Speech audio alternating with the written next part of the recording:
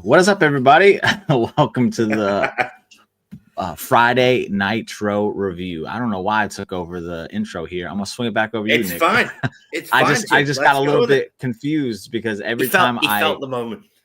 It's the production. It throws me off every time because when I'm doing the music and I enter us into the whatever we're gonna call this, the realm of Friday Nitro, there's like a pause, and I'm like, oh wait, did I just mess something up? Every single time I listen back to it, it's fine. There's no mess up. It's just during the moment, and I'm like, and I panic, and then I just jumped in. But the floor is yours, sir. Take over. Ladies and gentlemen, welcome back to the Friday Nitro review. I am Nick the Geek, and I'm joined as always by my cohort, my co-conspirator, and my co-host, the Drip King himself, and the Wrestling with Your Thoughts heavyweight champion of the world, Jimmy Bebe. Jimmy, how the hell you doing? How's wrestling treating you? And how are you looking forward to your drive this weekend? Well, we'll see if that drive still happens, depending on the news I get today on a certain individual. Yeah. My wrestling has been pretty great. CM Punk is officially a WrestleMania main eventer, so I'm very excited about that. WrestleMania tickets are dropping. I'm very excited about that. Yeah. There's been a lot of good news for wrestling for me this week. So yeah, wrestling's been treating me much better this week than recent, other than today's news of Kevin Owens. But we'll see where that goes. We'll see where that goes. Well, I've also been enjoying wrestling this week. NXT was good. Raw was good. Even Dynamite was good this week. And AEW has pay-per-view this weekend, yeah. Yes, Dynasty. Where hopefully Swerve will regain the World Heavyweight Championship and we will get rid of this god-awful reign that John Moxley has had. Don't count on it. Yeah, I know. But anyway, I have my notes and we have a show to review. So, ladies and gentlemen, we are here to review the episode of WCW Monday Nitro from the 30th of October, 1995. Before we get into the Nitro, yes, I would like to just get my notes on Halloween Havoc. Please do. Because this is the post-Halloween Havoc 1995 show. Jimmy, take it away. So, overall, I don't think it was a horrible show. The ending was just god-awful because you had DDP and Johnny B. Bad in the TV title match. Really good match. Really showcases. Again, Johnny B. Bad the wrestling I've seen from Johnny B. Bad is significantly better than anything I've seen him during when he was Mark Mero. Like, oh yeah, I'm kind of in shock a little bit. Like, this man could actually go. What were they doing with him? DDP, I did not know that he was this far along that soon because he was great in this match. It was a really good match. They opened the show with it. Good idea because it was probably the best match on the show. Yes. Trying to think. Nothing else. The Ric Flair turn is by far. I won't even call it a turn. We'll just call it the obvious eventuality.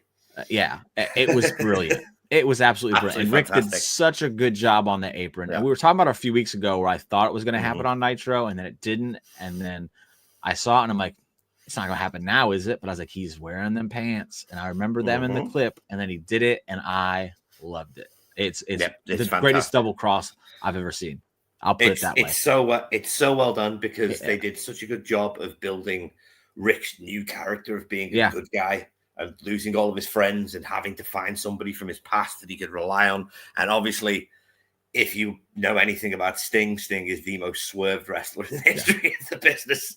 I think what I really enjoyed is usually when you see the turn like this happen in a tag match, you go for the tag and they just drop off the apron. It's played out. I get it, but they do it a lot. And then that's not what happened here. He took the tag, came in, bounced off the ropes, did his little strut. Arn even went to go like he was getting in position for a spot, and then Rick just said, "Bam!" and hit Sting, and then they just beat the piss off. And then Sting, even after taking such a beating, was like, "Oh no, he just didn't." Got that adrenaline and went after Rick, but it just wasn't enough, and they beat him down. It was great, probably the best moment of the night. Oh yeah, the Giant falling off the building. I think it was funny. Not funny like it was stupid, but I think it was like, okay, well, he's the Giant, Jack and the Beanstalk. He fell off, and then he came out, and I'm like, yeah, okay, well, he's a Giant. The fall for him isn't as great as it would have been for someone like Hulk Hogan. No. Obviously, five stories to a normal man would kill him, but five stories to the Giant is merely a drop. That's like him falling in bed. So he comes out, and the match happens, and I think the match was fine for who was in it and what it was. And then we get to the end, and the Yeti comes out. Lex That's Luger Kyle turns. Reese, for those of you that don't know. Lex Luger turns. Hulk Hogan no-sells that belt shot from Jimmy Hart, and then Macho Man takes the belt shot and sells it like $1 million. And that tells you everything you need to know about the differences between those two and why I've always preferred Macho Man over Hulk Hogan. So it was all good until the Yeti got out there. That's when they completely lost me. And then they did the double bear hug, gyrating hump move that it's one of the funniest things I've ever seen in a wrestling ring, honestly. Yes, it is. And not in a good way. No, and the Giant holds the belt up like he just won, and then the ref gets up, and then they're like, they're making it seem like the Giant just won the title, and then they're like, oh, he's been disqualified. It was just a big mess. The ending was such a mess. One of the messiest endings I've ever seen. Reminiscent of Seth Rollins and Bray Wyatt in Hell in a Cell. Yes. Just a lot more cluster in there. Just way more cluster. I mean, the fact that Luger turns and there is no explanation given or reason for it. It's just, for some reason, Lex is now with the Dungeon of Doom. He could have quite easily stood on his own if he wanted to turn against Hogan and go that way. He could have quite easily tried to partner up with Sting. He could have tried to partner up with Savage. We'll get to more of that on the Nitro, because obviously they do have the thing. But yeah, so overall, Halloween Havoc, out of if we're doing 5 stars or no, we're doing letter grades. That's what we're doing. Letter grades. Halloween Havoc gets like a C-, maybe a D+. That's generous. That is generous. Because again, I really enjoyed Johnny B. Bad and DDP. Okay, that's the second pay-per-view in a row where Johnny B. Bad kicked off the show and put on a banger. Yeah, and then again, the Ric Flair thing was great, and all the other stuff wasn't bad. I don't think it was pay-per-view quality, but it wasn't bad. So I think I'll lean more towards D+, just because the ending was horrific, and that monster truck thing was a waste of my time. Oh, completely and utterly. That's the Halloween Havoc. A waste of oxygen, a waste of pollution. But that was Halloween Havoc 1995, and that's what happened the night before, going into the post WCW Monday Nitro that we are now about to review. Take the reins again. Thank you, sir.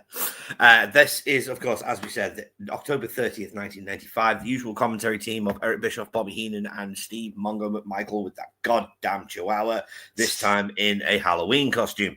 Like a witch. Like a witch with wings. That bitch was dressed like a witch. Very strange.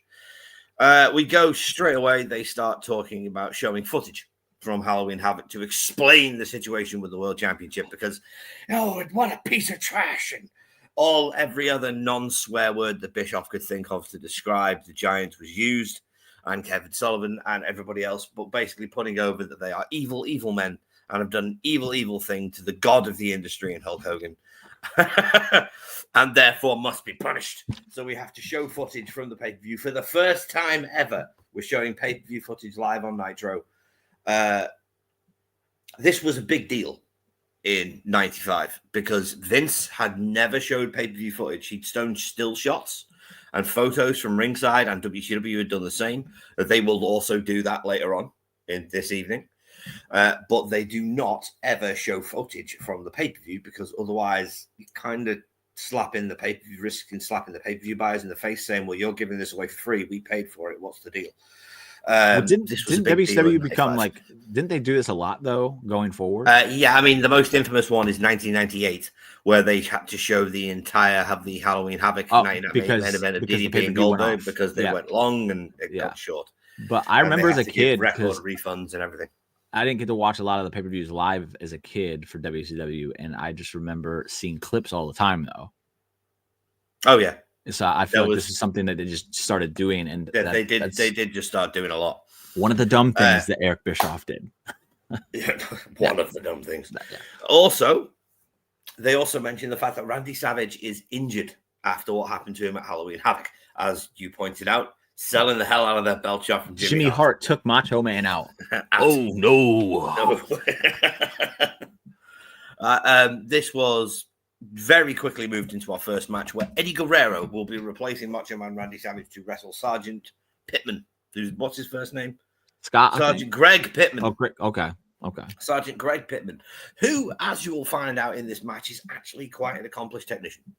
Yeah, I was surprised. He's got no charisma. He's got no real character. But he is in those ropes. He is an accomplished technician who can go, because he goes Eddie goes for a very, at the time, non-Eddie Guerrero style of match. Because at this point, Eddie Guerrero was very known for the high flying, for the fast-paced moving. And pretty grounded, match, it was very grounded. Yeah. And Pittman was getting the upper hand. And then the way the match would flow was Eddie Guerrero would then try to pick up the pace to try and get the advantage again, and Pittman would very quickly shut him down. Eddie would grind back up, pick up the pace, get shut down. I really enjoyed this match for what it was. I thought Eddie did a wonderful job as a stand-in, which, of course, he would have. It's Eddie. Eddie won with the most devastating move in all of professional wrestling, the surprise roll-up, which at this point nobody kicked out of. I like the variations of the roll-ups they're using, though. They're not just using the schoolboy every time. Like, no, this was a victory roll. Yeah. They've used variations of like the roll-up pins, and I like that because, again, it doesn't get repetitive. Whereas, he just lost to a roll-up pin, but it's like, okay, this week it was a crucifix, this week it was a schoolboy, this week it was a victory. So I like that. I'm fine with it. And Pittman, when I saw this match, I was like, oh boy, this will be quick and probably skippable. And then it ended up being the best match on the show, which doesn't say a lot about tonight's show, but actually, it's my second favorite match on the show. I'm curious about that, but I was very shocked with Pittman because I was not expecting anything, and I got a really fun match. So I was as well. I knew Pittman was technically very good and sound because he's one of the trainers at the power plant later on in time. Okay. And you have to be good to be a trainer, otherwise, why the hell are you even thinking you can teach people to wrestle if you can't wrestle yourself? I mean, Dwayne Bruce would be the argument to that rule, but we shall get to that as the years go and progress. But after this, we had a promo explaining why Scott Norton and the Shark were about to have a match. Yes, thank you, because we were like, why? It made no sense, and now we had to go back and think about it, but then they laid it out for us. So yes, thank you. That's what we needed. They did a good job. It went back to the second episode of Nitro where Scott Norton was facing Randy Savage, and the Shark fell on Scott Norton's legs. Randy hit the big elbow and got the pin. Scott Norton blamed him for this loss and therefore wanted revenge. And then they started beating the snot out of each other backstage the other week. And this progresses to this match. This is your standard big man affair, Jim. Yeah. It's fun. For a quick, it ended up being, it was less than 3 minutes for the whole thing. And that's if you're going to do double countouts with big men who have like a lot of hatred for each other, this is pretty much how you do it. Yeah. Shark, Earthquake, whatever you want to call him, Mr. Tenta. It's an amazing belly-to-belly suplex. It was beautiful. I was like, what? Gorgeous. I've never seen him do that. And it was absolutely beautifully done. And then Scott Norton followed it up by completely screwing up a flying shoulder block off the top turnbuckle. Well, to be fair, the Shark was a little bit out of place. Away. Yes. He was way too far away. Scott should have waited like an extra second to or leap. The Shark should have not snubbed him. It was one way or the other. But that was the only snafu of this match. I think the rest of it was really well done. I enjoyed it. I was gonna say, going back to the Macho Man Randy Scott Norton, they showed in the clip and everything. If Scott Norton is mad at anybody, he should be mad at the referee for not disqualifying not throwing Macho Man.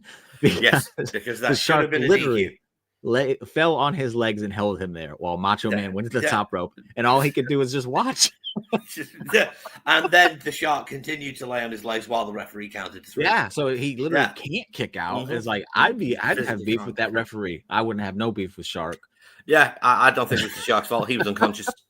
It was clearly the ref's fault, without a shadow of a doubt. And anyway, like I said, this was ended double count out. They brawled to the back. There was a funny bit at the end where Scott Norton waylaid the Shark's head off the WCW sign. Bonk. And Tenta really sold it. Really sold it. And then 2 minutes later, he did the same to Scott Norton. Scott Norton just completely no-sold it and followed him to the back. That's kind of Scott Norton's thing, though. That's solid steel. Yeah, Scott Norton didn't sell a whole lot during his time in WCW. So no, Flash was not one for selling. Yeah. It wasn't one for selling in Japan either. So he's one of those ones I take. I get it. He's presented as a tough man, kind of a badass, and that's the way he's selling himself. So I'm okay with him doing it. Kind of like him and Ming. I get y'all doing it. It makes sense. We then cut to a very odd segment of the evening. Bobby the Brain Heenan sat with Sonny Ono. Yeah. Who at this point, I don't think has been introduced to the WCW audience because he's known. Heenan introduces him as his Japanese businessman friend. Let me see quick. Unless it was on a different program for them, this is his first appearance on WCW. As far as I know. I don't think he's been on Saturday. I don't think he's been on Saturday night yet at this point either. But for those of you at home and who want to know, basically Bobby is sat around a dinner table with some lovely Japanese ladies and some American ladies and Sonny Ono. They're drinking champagne and cutting some kind of business deal. Bobby keeps making money motions. Then Sonny hands him an envelope and a contract. Heenan seems very happy with it, and he goes, "What's the commentary?" Bischoff asks him what's going on. Heenan turns around and says, "This is none of your business." It doesn't matter. It's personal. It's private business. It's got nothing to do with you. Bischoff asked him, "Why were you doing it at work then?" And he just says, "It's none of your business." And they proceed on to the next section of the show. Real quick. I thought this was well done. I thought this was as confusing as it needed to be. I think everybody was supposed to be questioning why this happened and who this person was. Yeah. And I think they delivered it reasonably well. Okay. So we then... It's not his first appearance. Oh, it's not? So he served as a special guest referee in a martial arts match back in March at an uncensored pay-per-view for WCW in a match between Hacksaw Jim Duggan and Ming. A martial arts match between Jim Duggan and Ming. And he was Ming, a referee. Fine. Yeah. But Jim Duggan. I think that was. I'm curious. That clearly we're doing it just to make a fool of the situation, but they have to have been.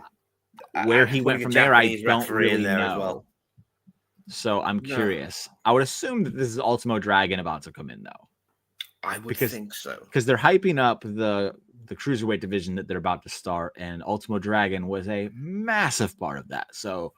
Yeah, Ultimo Dragon was not just a massive part of that. At this point, he was the J Cup champion, so he had all 9 belts. It was a big deal across the world, but I'm saying for WCW, like this being like his introduction, and I think the timing of it just tells me that has to be what it is. I would assume it's Ultimo Dragon. Yeah. I couldn't think it. I was trying to think of who else it could be at the time, and it can't be Glacier yet because we're not ready for that. I can't wait for that though. It's going to be amazing. I love Mortal Kombat. That's all I gotta say. Right after this, we went to the Nitro debut of one Tony Schiavone. All right, young, strapping Tony with no facial hair whatsoever, clean shaven, same haircut he's had 52 years, and it is the first time Tony Schiavone has been on Nitro. I went back and checked. Okay, because I know he's on the pay-per-views then. He's on the pay-per-views and he's on Saturday night. Well, this is his first time doing Nitro. Because Nitro had purely been a Bischoff project at this point, and Tony had only just got brought in. So this is them transitioning Nitro to probably being the top show at that point, if they're starting to I would say so. Okay. Yeah, I would say so. That makes sense. Schiavone is, basically, as I said earlier, this is... Hello, Amanda. Did he have his earring? I don't know. I don't look for that stuff. Did who have his earring? Did he? Did who have his earring? Tony Schiavone. Yes. Okay. There you go. Yes. Yeah. She's obsessed with him wearing an earring. She thinks it's cute. He was still wearing an earring. Okay. He's been wearing that earring since 1993. Okay. There you go. So if anybody's going to know, it's the guy who looks like Schiavone. Yes. Just wait till I grow my beard back. After this, we cut to the great Tony Schiavone doing an interview with the reunited 3 of the 4 Horsemen. This was fantastic. Yeah. This is my favorite part of the show. Ric Flair is back on full form here. You can see he's so happy to be doing this right now. Arn Anderson is, even though hasn't cracked a smile since he was born. You can tell he enjoys this moment. He had some excitement to his body. His body language was excited. You could tell. Yeah. And Brian Pillman. Oh God, the world is a sadder place for not having Brian Pillman in it anymore. He outshined Flair in this segment, in my opinion. I thought he was brilliant. Brian takes that crazy edge that Rick has and makes it maniacal. And that is so hard to do and still be taken seriously. And you still take Brian seriously when he talks. Yeah. He was so good in the ring. I cannot stress, if you have not watched Brian Pillman's career, please, and you are a fan of this business, go back, do yourself a favor, and watch anything he did in WCW. Anything he did in WCW before he got to WWF, because he is so supremely talented. And we are coming up to my favorite run of the Four Horsemen in the history of the Four Horsemen. So they are going to introduce this. Is Benoit the fourth? Okay, that's what Benoit is the fourth. Benoit is going to be the fourth. That's why he came out and attacked last week, Eddie. After they beat Ben. Okay, that makes sense. Correct. He's going to be Benoit's going to be the fourth, and this is my favorite era of the Horsemen. Murder McMurderson aside, Benoit was a phenomenal technician and a phenomenal wrestler. And he just fit in. He works with Brian. He works with Arn. He works with Rick. Everyone has their role in that stable. The Four Horsemen are inarguably solid. They're the greatest wrestling faction of all time, regardless how many members they've had and how many has gone down. Okay, group. I'll say group. No, the NWO can kiss my ass. Right? It don't matter if they kiss your ass, they still better than the Horsemen were, buddy. No, they're not. The NWO are nothing more than a cheap knockoff of the Horsemen with the volume turned up. No. Yes. No. Well, we will agree to disagree, James. Yeah. The Four Horsemen is the greatest faction in the history of professional wrestling, and I will not have anyone argue against me. I would have them at 4. Oh, that's ridiculous. Just if I could mute you, I would mute you right now. I can. Oh. No, go ahead. Continue. It was a great segment, though. I really enjoyed it. It was. Again, as someone who is famously not a Flair guy at all, I think this is probably the prime that I've seen him in, as far as because I've seen some stuff in the 80s and I really enjoyed his matches. But what he's doing in this era that I'm watching currently during the Nitro run here, he's been great the entire time. Him and Sting have probably been the MVP so far. Agreed. So I really enjoyed it. The segment as a whole, Arn was quick and effective, straight to the point.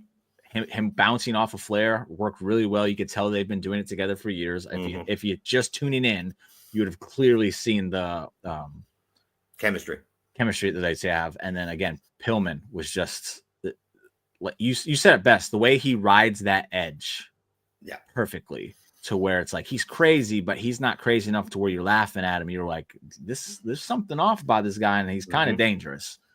Yeah. And so this whole segment was great. They called out Sting, said, "Hey, we'll be ready next week. Whatever you want to do." I like that Arn gave Sting his props, because Sting did take a butt whooping for about 10 minutes before he finally tagged in a Flair, just to get another butt whooping for another 3 or 4 minutes. So, and I like that he wasn't on the show tonight. He's selling the fact that he got his butt whooped. Yes. That's good. That's how you're supposed to handle those situations. Very effective segment. Probably the best segment of the whole show, matches included. Yeah, I would agree. And then we went on to match number 3, my favorite match of the night, and I imagine Jimmy's favorite moment of the night. It did have a good moment. Because it was Sabu versus the Disco Inferno. Hold on a second. We're gonna. I don't know how to do this. And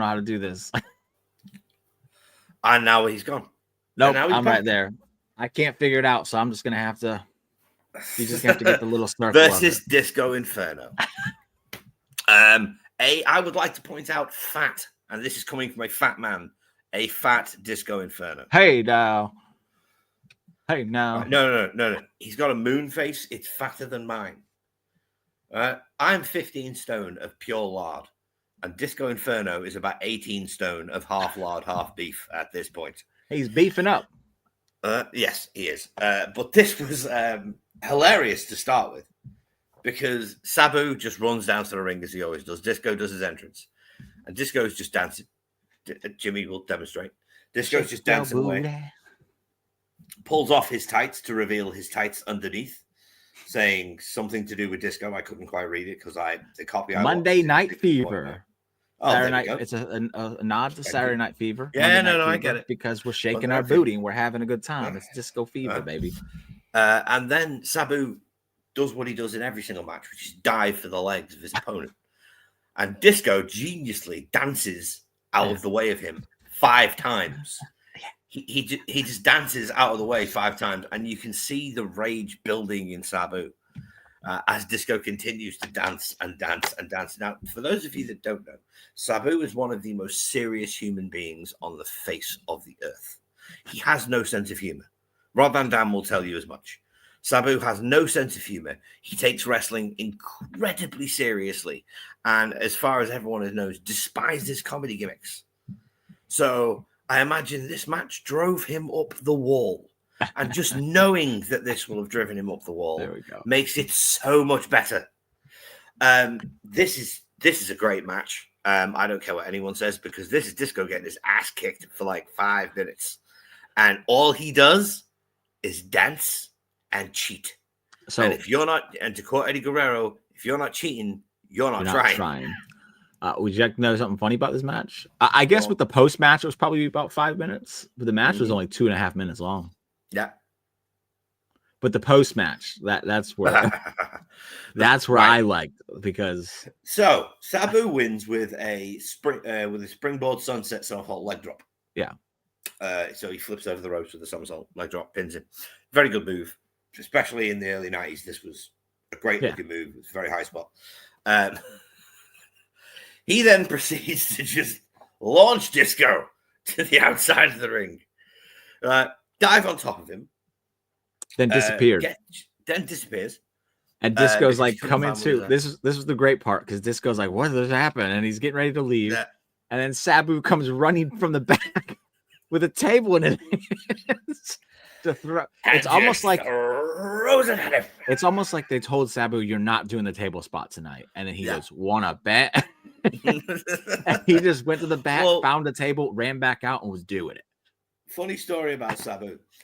Paul Heyman used to get him to do all the table spots by paying him an extra $500 cash that night.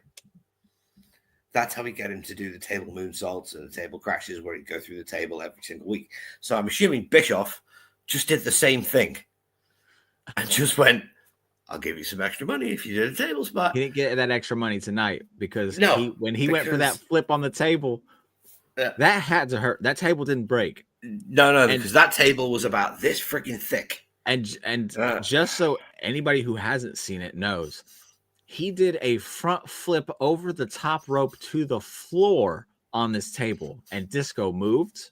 He moved his booty, and then Sabu just cracked his back on that table, and it did not break. And then Sabu threw a fit. Yes. Threw an absolute hissy fit. He was not happy. He chunked that table. He chunked the steel steps. There was a lady who was laughing maniacally that I kept hearing, and that just made me laugh even more. It was hilarious. Oh, it was brilliant. I hate to see Disco lose, but I really loved the post match, because that was funny. That was funny. It was so good. Like I said, that was my favorite match of the show, just because it was complete, utter. It was comedy and carnage, and when you mix comedy and carnage, it's a phenomenal result every time. Sometimes it works really well. We then immediately moved on to match number 4, which was everybody's favorite tag team of the American males. That is Buff, Marcus Alexander Bagwell, and Scotty Riggs. By the way, best friend of Rob Van Dam. Scotty Riggs, if you didn't know. Well, Van Dam's the reason he got broke into the business. He couldn't get in, taking on the brand new team of Ming and Lex Luger. The Dungeon of Doom. I was trying to come up with a name for this team this afternoon in the last hour. I can't come up. Shut up, phone. I can't come up with any that are. Sorry. The Total Barbarians. That's not fair on Bing. Yeah, this was a tag match. It's the only reason it's main event is because of the storyline that's attached to it. There was nothing special about it. American males, just so we clear here, like last week were tag champs, and then they lost those tag titles to Harlem Heat on Saturday night. Correct. Just to catch us up on the happenings in WCW. So they're no longer. That was my first thought. I was like, wait, I thought they were tag champs. No. I said, I wonder, because they faced Harlem Heat. I remember we talked about last week because Harlem Heat lost, but they were getting tag title shots. I was like, I wonder if they lost those titles or because it was non-title, like Sting last week. They're like, don't take your titles out, which I think is a stupid thing to do. So I looked it up, and yes, Harlem Heat defeated them on Saturday night. So now American males are no longer tag champs. And I also want to point out a little tidbit here that in the dark matches earlier tonight, the American males wrestled there too. So they wrestled twice tonight, and they wrestled Harlem Heat in a tag title match in which they won by DQ though. So double duty for Riggs and Bagwell tonight. Yes. And this is a rather good showing for the American males. Yeah, Riggs did a really good job. Riggs did a really good job, then did a really good sell job. Yeah. And then Buff got a reasonably good hot tag. Yeah. It's for Buff Bagwell to look good in the ring is very crazy, but he did in a very short spurt. I think that's where he was. He's like a dwarf, really good over short distances. Mm-hmm. I'm talking a Lord of the Rings dwarf, by the way, people, not actual dwarves. I'm not that horrible.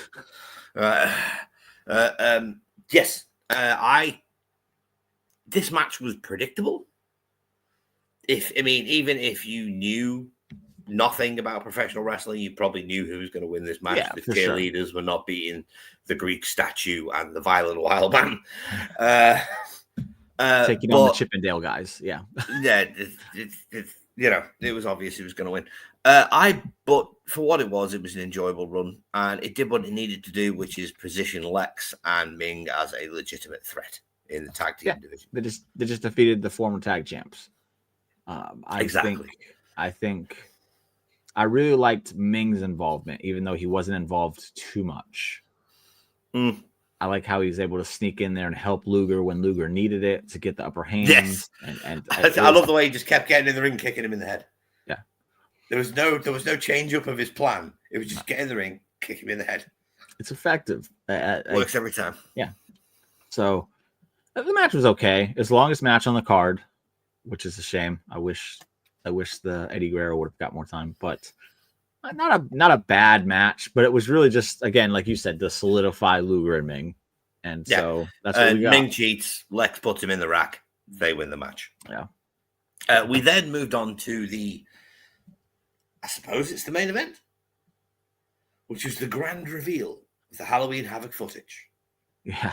Well, they announced the match of Lex and Ming as the main event, and then they did the footage, which they'd promoted probably 4 times during the show. Yes. Which I would get to a little bit on what my thoughts on that. But okay. But then they went into the footage. They went into it, and Tony Schiavone is once again in the ring. They show the footage. It is, as we have previously described, the absolute cluster at the end of the match where the Yeti and the giant dry hump Hulk Hogan from one side and the other, while Lex Luger beats up Randy Savage. They then cut to the ring, and Kevin Sullivan, Lex Luger, the Giants are all in the ring. And Jimmy Hart, almost forgot Jimmy. Showed Jimmy's betrayal and everything else that happened in the footage. Jimmy gets on the mic and basically says that Sullivan was right. There was evil in your house, Hulk Hogan, and it was me. I was the evil, baby. I was the evil, baby. Jimmy Hart was the evil. This is Jimmy Hart promo, the standard Jimmy Hart promo when he's a heel manager. There was no difference here than when he was a bad guy for the Honky Tonk. When he was a manager for the Honky Tonk Man, he just bigged up his men, bigged up how evil he is now, to ran down Hogan a little bit, went over and said, I was Kevin Sullivan's one and only manager. There's history there. There's life there. Hogan, you've just used me for years, blah, blah, blah, blah, blah. He then handed the mic to Lex because Tony Schiavone asked him, why are you such a piece of shit? Why? Speaking of backstabbers, Great line. And Lex basically proceeds. Honestly, I was half asleep by this point because I have not slept. I have insomnia, so I don't sleep a lot. And I was kind of out of it by this point this morning. I'm on a lot of caffeine right now to keep me awake. And this was a horrible show to try and keep you awake. Yes, it was not good to try and keep me awake. But Lex basically gives his reasons, his really thin reasons for joining the Dungeon of Doom, which is that Hulk Hogan is a scumbag, Macho Man Randy Savage is a scumbag, and Sting's an idiot. I don't think I'm missing anything. I'm pretty sure they were his 3 main points, and that Kelvin Sullivan understands Lex. The mic is then passed to the Giant, who all this time has the World Heavyweight Championship round his big ass waist. And he says that no one is going to take this belt back off him. It's mine. I'm the champion, even though he's not. He's carrying the belt around, and he's going to defend the title on Nitro every week, starting next week. Yep. And that was the last line, other than Tony Schiavone signing off. Yep. Was the last line of Nitro on the 30th of October, 1995. Jimmy, go ahead. So what I really hated about this week is we always praise them for how they promote next week's show, how they promote Saturday night, and how they're really good at promoting like the next pay-per-view and all that. And I understand you just got out of that pay-per-view, so you're not going to promote your next one yet. That's fine. No Saturday night promotion, so I have no idea what's going on Saturday night. There was a Saturday night promo. It wasn't on mine. So it was. I will tell you when it was now. They did, because it was Ric Flair and Arn Anderson match. That's right.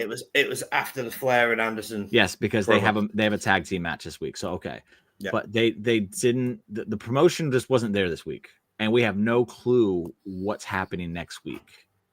And for Nitro, that doesn't work for me, brother, because that's how you've been presenting your show up until now. They basically sacrificed their normal way of promotion and helping the other shows and all that other stuff, and your next week's show, which probably was going to be needed after this kind of flat show. This might have been the worst Nitro to date, which is really upsetting. One good segment. Yeah, because it's coming off of, this big pay-per-view that you just did. I'm not sure how it was received. I'm just going off of what I take from it. Well, Jim, just to let you know, you're going to see a pattern that starts to form with WCW of their go-home shows are really good. Yeah, that's how it always was with WCW. The show that follows the pay-per-view, not so much. Yeah, I noticed that later on too. Like when I was watching it, that was always kind of their whole recipe. Like we're going to stack our shows up to the pay-per-view. The pay-per-view is going to flop. The next night's going to be nothing, and then we'll start over. Yeah. And that you see it with here. And I thought that was kind of crap. And to not give us a really good show, it's a miss, in my opinion. I haven't looked at my other grades, so I don't even know if this grade will be the lowest. But if I had to give the show a grade, it would be a D. The only thing saving it, again, the Eddie Guerrero match was good. I think it could have been given more time, especially seeing what other things we got tonight. I'm just going to mark out and see Disco because I like Disco. He's fun. And the Ric Flair segment was good. The Four Horsemen segment was good. The Four Horsemen segment was superb. The rest Any chance I get to see Brian Pillman, I'm a happy boy. The Sabu's table spot was like funny, but it's not funny in a good way to me. I'm laughing at them, not with them. You're laughing at the screw up rather than laughing at the comedy. This is not a good show. It just wasn't. And it's unfortunate coming off of a big show. I'm curious. If you have anything, Sam, I'll look something up. If not, then we can. Well, this Nitro was, I'll agree with you, D grade. Maybe a D plus, just because I was such a big fan of the Four Horsemen segment. But I mean, I joke about the Sabu Disco match being brilliant. It wasn't. It was bloody awful. It was brilliant because I love that kind of goofy chaos. But from an actual standpoint of good professional wrestling, it was crap. Guerrero Pittman was a fine match, but it had no stakes. Lex Ming versus the American males yet again had no stakes. Yeah. There was not a lot to keep you interested this week, and more to my downpour, no cruiserweight division. Yeah, you had a cruiserweight guy. You just didn't get a cruiserweight match. No, it was unfortunate you didn't get a cruiserweight match, and that is never good, in my opinion. But that was a big reason why it was so good back in the day. That was the cruiserweights. But okay, so here we go. 120,000 buys, which is it's a pretty good number. That's a good number. That's a good number in 95. Just so we know, Fall Brawl the month before only did 85.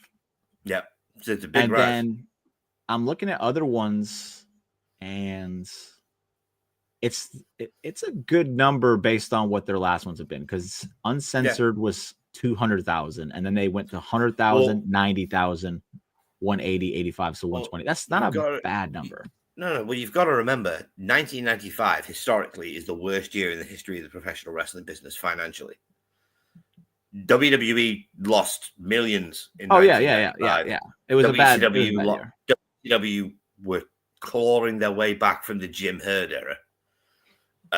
They were doing their best. They were on the come up. I get that, and I was saying it's just kind of a shame that you had an uptick in your pay-per-view buys, and then anybody that's like, okay, and then they tune in the next night is kind of like giving shit.